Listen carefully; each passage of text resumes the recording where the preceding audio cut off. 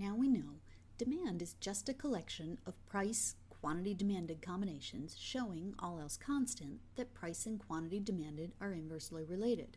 Question: what happens to demand if price goes up? Answer: nothing. Look, if I started out at price P1, then I would see that the associated willingness to purchase, or quantity demanded, is Q1. Now, price goes up to P2. What happened to the demand line? Nothing, but we do see a new, lower willingness to purchase, quantity demanded, at Q2. The demand itself did not change, since both of the combinations, P1Q1 and P2Q2, were already part of the existing demand curve.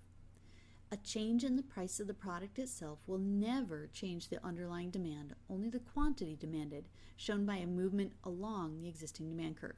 Is there anything that could alter the underlying demand, causing it to move either to the right, indicating that there is a greater willingness to purchase even without a price change, or to the left, indicating a decreased willingness to purchase even at the same price? Well, yes. A change in any of the other factors other than the product price will fundamentally alter the underlying demand. Like what? Well, any of that other stuff. Okay, for instance, if I stick with the housing market example, a change in the price of housing will not shift the demand. Rather, it will cause a movement along the existing demand for housing, or change in the quantity demanded. But what about mortgage rates? Even if housing prices are unchanged, an increase in mortgage rates leads to a lower willingness to buy at all prices. And of course, lower mortgage rates would lead to an increased willingness to buy at all prices. What about changes in related markets? For example, take a look at the link between the market for apartments and the market for houses. Initially, the price of a typical apartment is P1. Q1 apartments get rented, and there's some demand in the related market for homes. But what happens when apartment rents increase? Sure, some folks will just pay the rent increase, but others will start thinking, is this worth it? Wouldn't it be better for me to put my money into my own home instead of giving it to a landlord every month? Such individuals now move over to the housing market, causing a greater quantity demanded at every existing price. That is, the market demand shifts to the right, showing the effect of a change in a substitute product market. What about, say, changes in income? Typically, you would expect that as a person's income rises, that person would purchase more goods and services.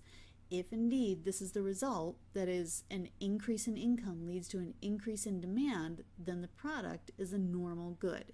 Occasionally, however, an increase in income may result in a decrease in demand for a particular good. If this happens, you're dealing with an inferior good. Typically, inferior goods are low-budget items where if you had more money, you'd buy something else, something nicer, instead. You know, ramen noodles, mac and cheese, canned tuna, generic brands, that type of thing. We could even use the housing example again, where demand for apartments, or living with your parents, falls as your income rises and you look for a home of your own. In this example, the homes are a normal good and apartments are an inferior good. What about expectations? From 2003 to 2005, investors expected huge increase in home values, especially in the Phoenix metropolitan area. What happened to the demand for houses?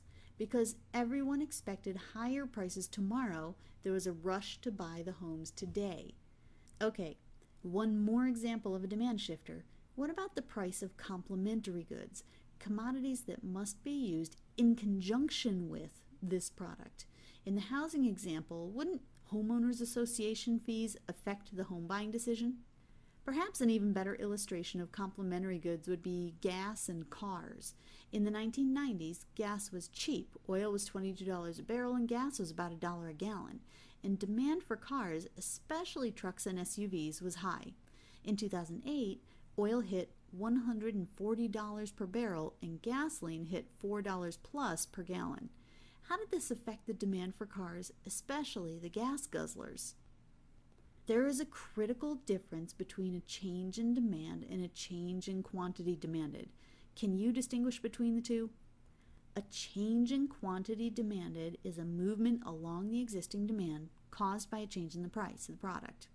A change in demand is a shift of the entire demand curve caused by a change in anything that affects your willingness or ability to buy other than the product price.